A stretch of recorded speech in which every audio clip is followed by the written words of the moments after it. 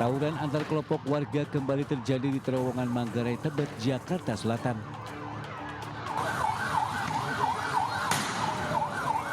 Dua kelompok saling serang menggunakan senjata tajam, batu, botol petasan, dan bambu.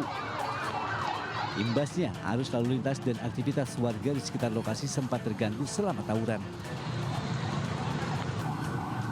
Warga yang melintas panik dan memilih menghindari lokasi. Aksi brutal ini berakhir setelah aparat kepolisian dari Polsek Tebet tiba di lokasi dan membubarkan massa. Alhamdulillah udah selesai. Mudah-mudahan sudah direkam, nggak ada korban, Ya. Belum diketahui penyebab terjadinya tawuran antar kelompok warga tersebut. Dari Jakarta Selatan, Den Helmi Sajangbati, iNews melaporkan.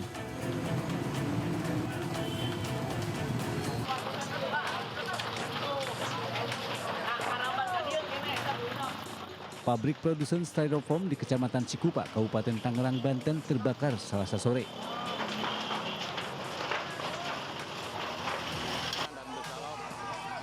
Banyaknya bahan yang mudah terbakar membuat api dengan cepat membesar dan meludeskan seluruh bangunan dan bahan baku pembuat styrofoam di dalam pabrik. Karyawan yang sedang bekerja dan warga yang berada di sekitar pabrik panik, khawatir api merambat ke permukiman warga yang berdekatan dengan pabrik. 6 unit mobil pemadam kebakaran dari Kabupaten Tangerang diterjunkan ke lokasi kejadian. Api berhasil dipadamkan setelah 3 jam proses pemadaman. Kabid BPBD Agun Guntara menyebut api pertama kali muncul dari tempat produksi styrofoam. Namun penyebab kebakaran hingga saat ini belum diketahui. Melihat awal api itu dari mesin produksi styrofoam. Awalnya sih, jadi langsung membesar. Kita datang pun sudah membesar. Jadi masyarakat melaporkan adanya kebakaran itu sudah membesar sekali. Meski tidak ada korban jiwa dalam peristiwa kebakaran ini, namun kerugian ditaksir mencapai miliaran rupiah. Dari Kabupaten Tangerang, Banten, Aimarani, iNews melaporkan.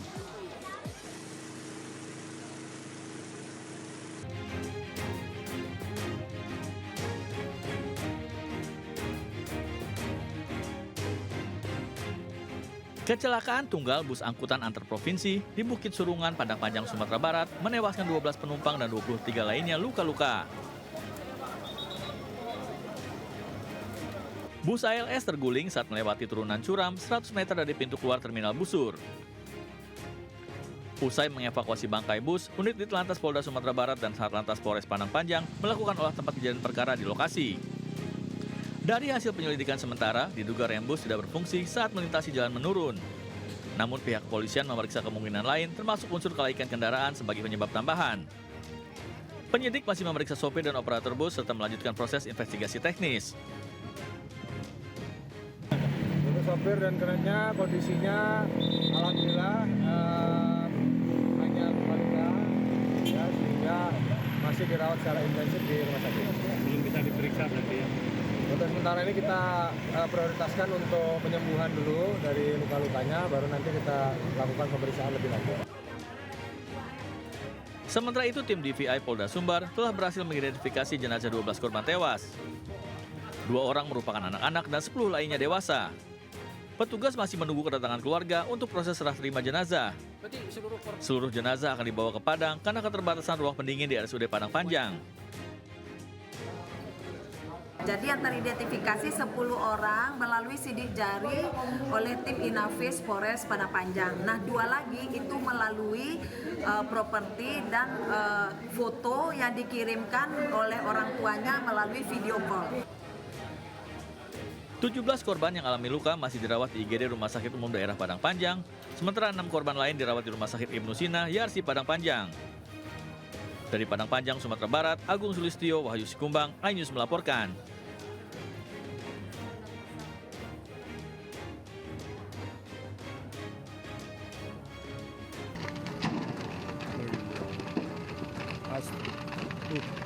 Mobil apa itu, Pak?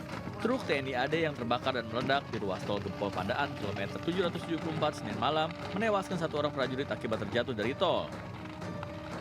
Kadis Pen Kodam 5 Brawijaya, Kolonel Kavaleri Donan Wahyu Sejati menyatakan truk yang membawa perlengkapan dan amunisi tersebut sedang dalam perjalanan kembali ke home base di Jember dari penugasan di Papua.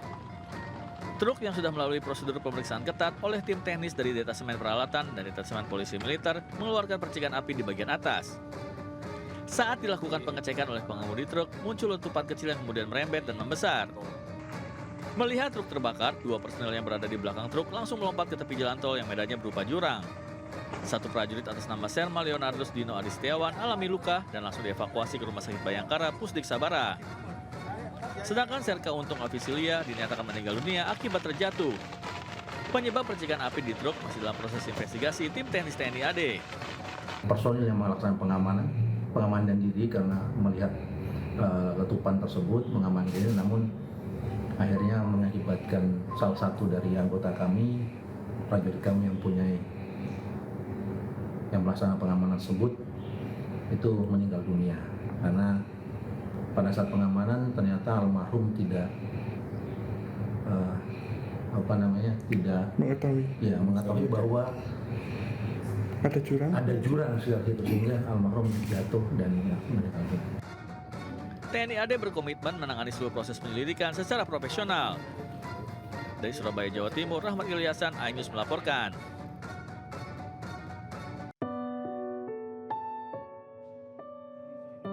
Anggota DPR RI Kiai Haji Awaludin Dimyati Rois atau Gus Alam meninggal dunia setelah sempat menjalani perawatan intensif di Rumah Sakit Budi Rahayu, Kota Pekalongan.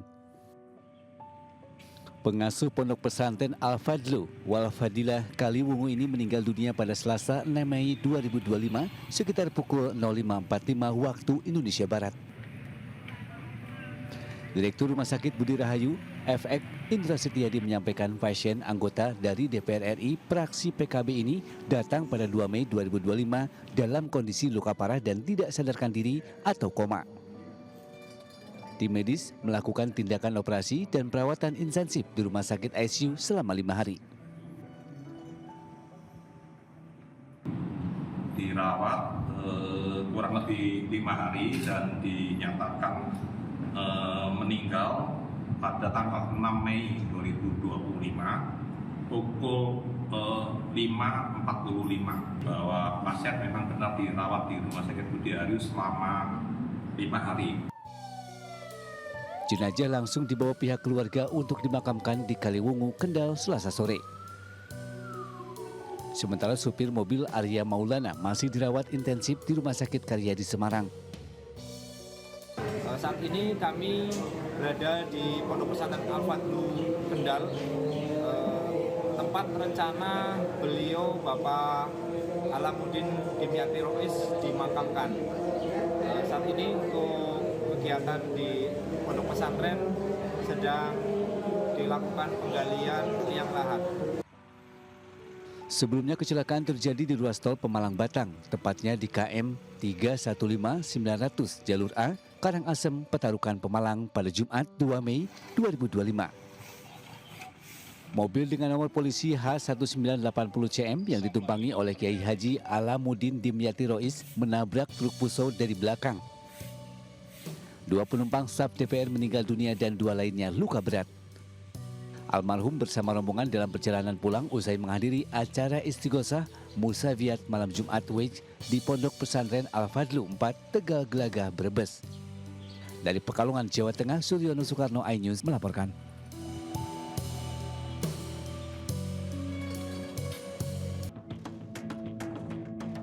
Dituduh menculik anak, seorang nenek di Cianjur, Jawa Barat menjadi korban penganiayaan oleh sejumlah warga. Dari rekaman video amatir terlihat seorang nenek dipukuli sejumlah warga di Kampung Legok, Desa Bunikasih, Warung Kondang, Cianjur, Jawa Barat pada hari Minggu kemarin. Kejadian tersebut bermula saat sang nenek meminta tolong kepada seorang anak saat melewati jalan tanjakan usai dari Sukabumi dan akan mampir ke rumah anaknya. Namun usai menolong sang nenek, anak tersebut kemudian berlari. Pada saat bersamaan ada warga yang melihat hingga diteriaki penculik. Nenek tersebut kemudian diamankan dibawa ke teras salah satu rumah warga. Salah satu warga yang tersulut emosi lantaran anaknya akan menjadi korban penculikan langsung memukul sang nenek. Akibat kejadian tersebut, sang nenek mengalami luka lebam di area wajah. Kepala Desa Bunikasih menyebut korban sebelumnya tinggal di Desa Bunikasih namun pindah. Bahkan sebagian warga mengenal korban karena sering menengok anaknya yang masih tinggal di desa setempat. Mungkin nenek itu atau mau minta pertolongan sama anak kecil atau apa. Jadi nggak tahu megang anak kecil atau gimana, jadi disangka oleh masyarakat itu culik gitu kan. Akhirnya laporlah ke RT, sama RT dibawa ke sini. Waktu RT lagi lihat berkas karena beliau membawa berkas, nah terjadilah pemukulan oleh warga. Saat ini sang nenek tengah menjalani perawatan intensif di RSUD Cianjur. Sementara polisi tengah melakukan penyelidikan dan memeriksa sejumlah saksi. Dari Cianjur, Jawa Barat, Muhammad Andi Iksan, iNews melaporkan. Media mas. Media tidak ada dokumentasi, tidak ada dokumentasi. Mabes Polri akhirnya angkat bicara terkait insiden dugaan arogansi oknum polisi terhadap wartawan saat proses evakuasi jenazah pendaki di Gunung Saeng, Desa Sumberwaru, Bondowoso, Jawa Timur. Brigjen Pol Trunoyudo Wisnu Andiko selaku Karopenas Polri menyampaikan bahwa pihaknya menyesalkan larangan dan ancaman terhadap wartawan saat meliput proses evakuasi. Hari ini Kapolres Bondowoso sudah bertemu dengan teman-teman ya, termasuk juga dengan beberapa dari IJTI ya. Tentunya sangat disayangkan dalam hal kegiatan-kegiatan yang sifatnya adalah positif. Namun juga demikian kami juga memohon pada rekan-rekan media untuk memahami dalam situasional di lapangan, tentu kita tidak tahu semua ya. Tentunya apapun ceritanya kita adalah mitra yang sangat strategis. Sebelumnya aksi arogansi oknum kepolisian sempat mewarnai proses evakuasi jenazah pendaki Gunung Saeng Fahrul Hidayatullah atau Baim di Desa Sumberwaru, Kecamatan Binakal. Sejumlah wartawan yang hendak mengambil momen kedatangan jenazah tiba-tiba dihalangi untuk mengambil gambar. Oknum polisi yang membawa tongkat membentak wartawan dan melarang mengambil foto juga video. Menanggapi hal tersebut, Ikatan Jurnalis TV Indonesia Tapal Kuda dan sejumlah jurnalis melayangkan somasi ke Polres Bondowoso dan Kompi 3 Batalion B Brimob Bondowoso. Jadi kami menindaklanjuti arahan dari pengurus dan juga ketua untuk kemudian kita serahkan proses hukumnya, proses selanjutnya kepada pihak kepolisian dan Makobrimob. Hari ini teman-teman IJTI dan teman-teman media lokal telah melayangkan surat somasi dan nota keberatan. Hari ini kita terima suratnya seperti ini, kita terima suratnya dari kedua institusi tersebut untuk personil yang melakukan arogansi. Dari Jakarta dan Bondowoso, Jawa Timur, tim iNews melaporkan. Perseteruan selegram Lisa Mariana dengan mantan Gubernur Jawa Barat Ridwan Kamil terus berlanjut. Pemilik nama asli Lisa Mariana Fresly itu mengajukan gugatan perdata di Pengadilan Negeri Bandung atas status anaknya adalah hasil hubungannya dengan RK. Kepala Humas Pengadilan Negeri Bandung membenarkan adanya gugatan tersebut. Sidang perdana akan digelar 26 Mei mendatang dengan agenda mediasi yang akan mempertemukan Lisa dan RK. Sudah masuk baru kemarin ini dan ditentukan oleh majelis hakim itu hari Senin setelah tanggal 20 tanggal berapa? 26 ya. Isi gugatannya apa sih Pak? Perbuatan melawan hukum, soal bawa anak Lisa itu anak dari Ridwan Kamil. Lisa mengajukan gugatan setelah sebelumnya mengunggah beberapa bukti kedekatannya dengan RK di akun pribadi media sosialnya. Ibu satu anak itu mengatakan perkenalan dengan RK sekitar tahun 2021 di sebuah hotel di Palembang, Sumatera Selatan. Dari hubungan tersebut, Lisa mengaku mempunyai seorang anak perempuan dan dirinya meminta pertanggungjawaban RK. Dari Bandung, Jawa Barat, Jumpita Mailani, iNews melaporkan.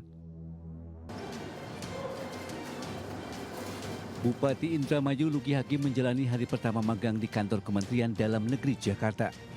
Luki Hakim tiba di Kemendagri pada Selasa pagi dan langsung mendapat arahan dari Menteri Dalam Negeri Tito Karnavian. Luki memulai masa magang selama 3 bulan ke depan. Magang tersebut merupakan bentuk sanksi pembinaan atas tindakannya yang bepergian ke luar negeri saat hari libur tanpa izin Mendagri. Luki juga menjalani magang di Ditjen Bina Administrasi Kewilayahan. Yang pasti saya akan belajar, kan sanksinya kan pembinaan, jadi dibina. Tentu saja tentang aturan-aturan, tentang semuanya, semua tentang pemerintahan dalam negeri, khususnya di level kabupaten. Dalam sanksi 3 bulan ke depan itu, Luki Hakim akan berpindah-pindah ke Dirjen Kependudukan, Pencatatan Sipil, dan lainnya. Selain sanksi magang, Luki Hakim juga diwajibkan menggunakan transportasi umum untuk mendukung efisiensi anggaran. Dari Jakarta, Jessica Winoto, Jamie Yasin, iNews melaporkan.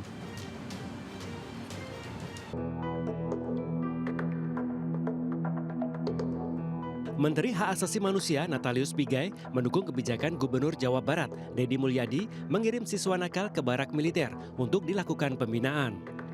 Pigai menilai kebijakan tersebut tidak melanggar HAM karena bukan corporal punishment atau kekerasan fisik untuk memperbaiki perilaku seseorang.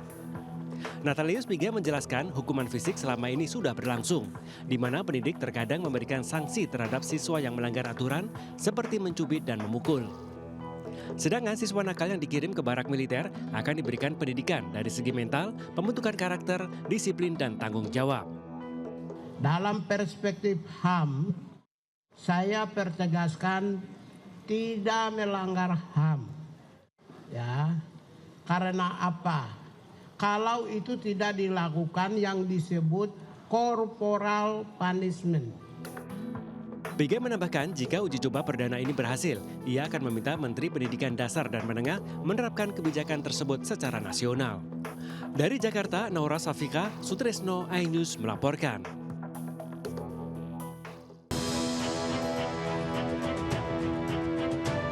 Presiden Prabowo mengaku heran kalangan TNI kerap dituduh akan menjadi diktator jika memimpin sebuah negara. Hal itu diungkapkan Prabowo di acara Halal Bihalal Purnawirawan TNI AD di Balai Kartini, Jakarta.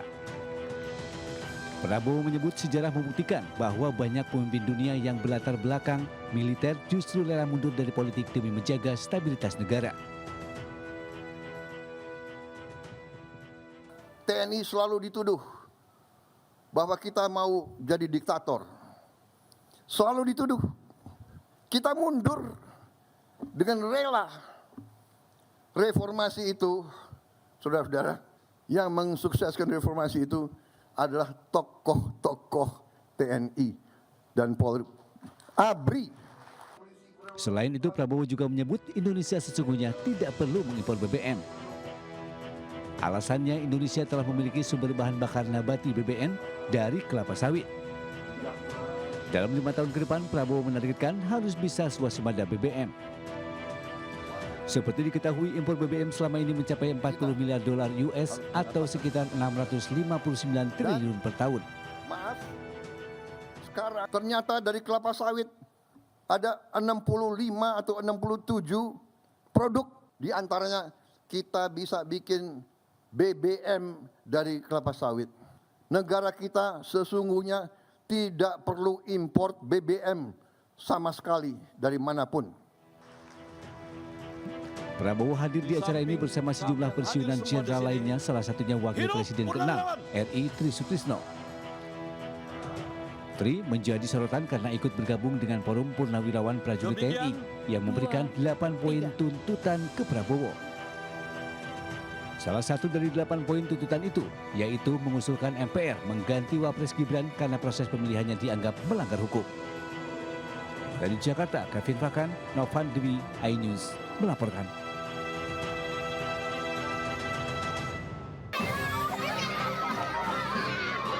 Sementara itu, Wapres Gibran Raka Buming Raka melakukan kunjungan ke Nusa Tenggara Timur. Salah satu daerah yang dikunjungi Gibran adalah Maumere. Kedatangan Gibran disambut meriah oleh siswa dan warga. Mereka berdesak-desakan agar bisa bersalaman dengan Gibran. Gibran pun mengurangi laju mobilnya untuk bisa menyapa warga. Gibran kemudian mengunjungi sebuah sekolah dan memberikan hadiah ke siswa berupa perlengkapan sekolah. Sebelumnya Gibran juga berkunjung ke Kabupaten Sika. Gibran bertemu dengan para petani dan warga. Warga Sika mengaku senang karena dapat bertemu Gibran secara langsung. Dari Sika, Joni Nura, iNews melaporkan.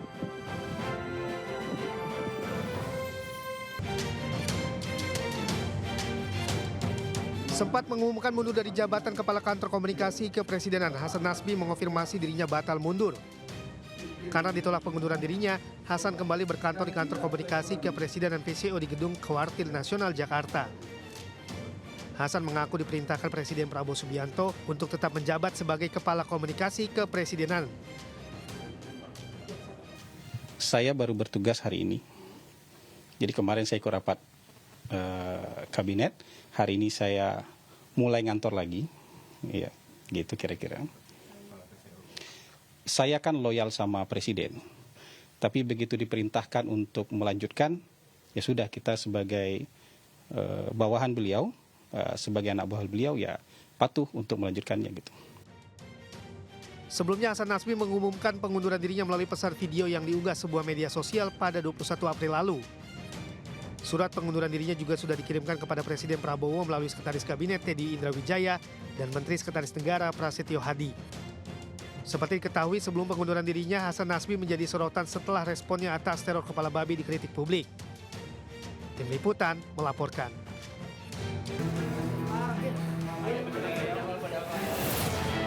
Ratusan pelajar SD, SMP, SMA, dan SMK di Kabupaten Pali ini terus berdatangan ke Rumah Sakit Umum Daerah Haji Anwar Mahakil di Kecamatan Talang Ubi, Kabupaten Pali, Sumatera Selatan untuk mendapatkan perawatan medis. Mereka mengeluh pusing, mual, muntah-muntah, dan lemas diduga keracunan usai mengonsumsi makanan bergizi gratis yang dibagikan ke sekolah. Sambil meringis dan menangis dengan nada yang lemas, para pelajar ini dituntun memasuki ruang perawatan medis. Ada juga yang harus menggunakan kursi roda karena sudah tidak mampu lagi untuk berjalan. Ini lagi dicek sama dinas kesehatan, sama rumah sakit. Tinggal kita lagi nunggu, sabar dulu, kita lagi nunggu hasil dari laboratoriumnya. Dan mudah-mudahan bisa cepat, karena untuk masalah obat juga kan, akhirnya kan masalah obat. Dari 121 pelajar yang diduga keracunan, 40 orang lebih sudah kembali ke rumah masing-masing dan sisanya masih dirawat di rumah sakit dan puskesmas terdekat. Sementara Presiden Prabowo Subianto mengklaim meski terdapat kasus keracunan, namun keberhasilan program makan bergizi gratis mencapai 99,99%. Menurutnya, korban keracunan MBG sekitar 200 orang dari total jumlah penerima yang mencapai 3 juta orang. Awal Mei, hari ini memang ada yang keracunan. Yang keracunan sampai hari ini dari 3, sekian juta, kalau tidak salah di bawah 200 orang. Yang nginep, yang rawat nginep hanya 5 orang. Jadi bisa dikatakan yang keracunan atau yang perutnya nggak enak sejumlah 200 orang itu 200 dari 3, sekian juta, kalau tidak salah adalah 0,005.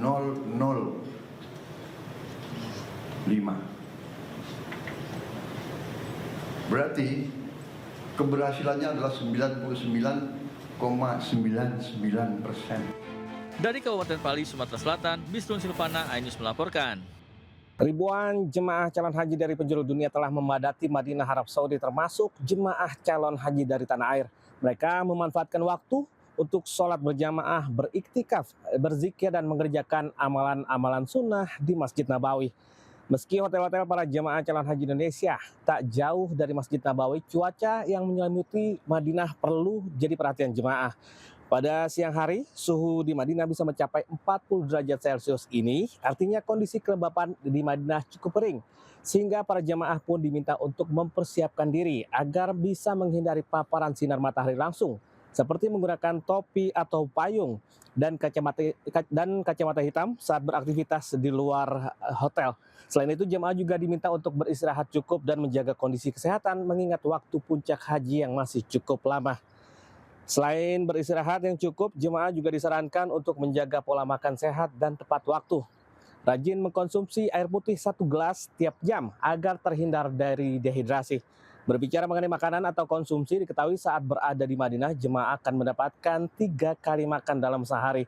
Di mana jika ditotal, para jemaah akan mendapatkan konsumsi 27 kali makan dalam 9 hari yang berada di Madinah.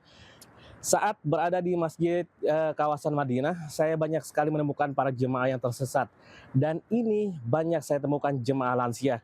Diimbau bagi jemaah untuk selalu mengalungkan identitas di badan dan membawa minimal kartu nama hotel tempat menginap. Jemaah juga harus memperhatikan nomor pintu saat memasuki kawasan Nabawi sebagai patokan hotel. Apabila tersesat, jemaah pun diminta tidak segan untuk bertanya kepada para petugas yang telah disiapkan di titik-titik kawasan Nabawi. Dari Madinah, Arab Saudi, Gigi Irfan melaporkan. Calon jemaah haji membutuhkan asupan yang bergizi selama beribadah di Tanah Suci. Pelayanan menu yang lezat dan bernutrisi disiapkan oleh Dapur Catering Haji Indonesia yang berada di Jalan Pangeran Nayef bin Abdul Aziz, Madinah, Arab Saudi. Tim Media Center Haji berkesempatan mengintip kegiatan tim catering saat meracik ribuan makanan untuk calon jemaah haji Indonesia. Terdapat dapur kering tempat meracik ulang bumbu dari Indonesia dan ruang memasak utama dengan panci-panci raksasa menghiasi setiap sudut ruang. Juru masak menyiapkan berbagai menu bercita rasa Nusantara yang tentunya menggugah selera. Variasi menu disusun sedemikian rupa setiap harinya.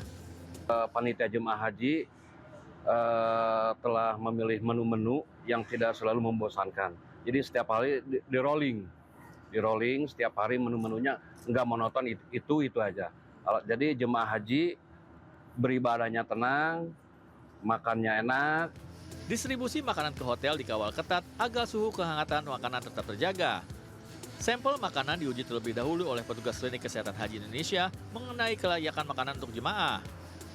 Jemaah juga diminta untuk memperhatikan batas waktu konsumsi. Di cover atau ditutup boxnya itu kan di sini pakai box ya, tidak buffet. Jadi di boxnya itu sudah ada aturan makan. Dengan menerapkan sistem catering yang ketat namun penuh cita rasa tanah air, pemerintah berharap jemaah bisa beribadah dengan tenang.